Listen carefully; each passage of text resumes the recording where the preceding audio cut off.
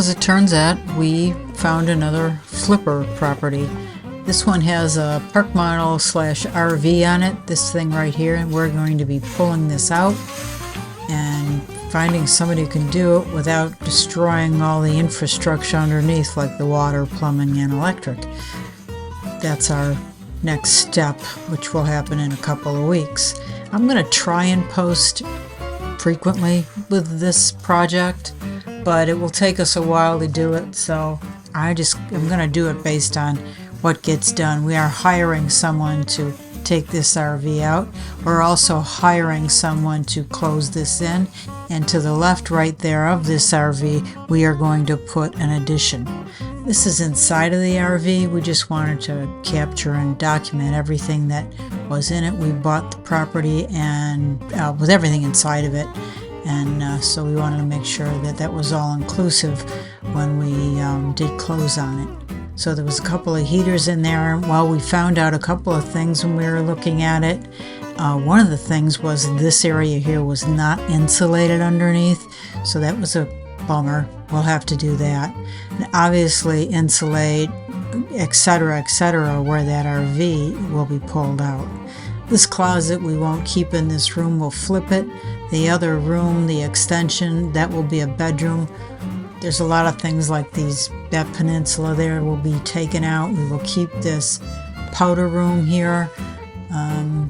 So there'll be a bath and a half in this small space. It's close to 900 square feet, not big, but big enough for somebody to use as a second home. So it's really perfect for that. And it was something that the two of us thought that we could manage. We had a lot of questions about like where there's an indent right there. We didn't understand that on the wall.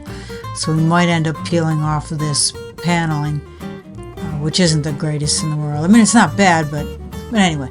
This area we are going to make into the official bathroom. We'll take out that, what used to be a utility room over there, and change that all up and make it into a linen closet. Maybe even put the stackable washer and dryer that we found. We did find a stackable washer and dryer Habitat for Humanity for like $500, which is not a bad price. Now there's windows. This was an add-on. This back room was an add-on. Also no insulation, so that has to be changed. Anyway, there's quite a few things that we have to do. A lot of the things Virginia and I can do ourselves. So it's going to be a fun project, I think. And like in the back bedroom there was tile. The woman who lived here was a doctor, so she had a bag of, I guess, emergency doctor stuff. I don't know, isopropyl alcohol, and I don't know what other pads, stuff like that, whatever doctors use. But there's a lot of little things that we can probably use for stuff when we redo it. Silverware and pots and pans and stuff like that we will leave.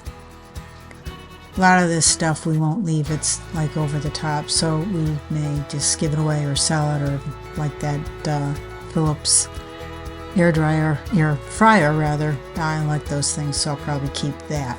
Sometimes you inherit a lot of stuff from people that you don't want. Sometimes they got some good stuff. Like there was a grill there that looked pretty decent. This is the back deck. Now there was a deck in the front. Obviously we're not going to keep that. That's going to be closed in for an additional bedroom. So it will end up being a 2-bedroom, 1.5 bath. This is the shed. Again, a lot of things in here that we'll be able to use inside and just add as amenities to make the purchase for a new buyer more, appealing. So because they didn't have insulation, there was a lot of heaters. We don't need that many heaters. We're going to insulate it, and we're going to make it a 4-season space. So, and that's very appealing to a lot of people. Well, I hope you enjoyed this very, very quick video, and we look forward to working on this, and that's probably going to start end of February. So please subscribe. Please hit the bell button. You'll be notified when I start publishing this project. Thanks for watching.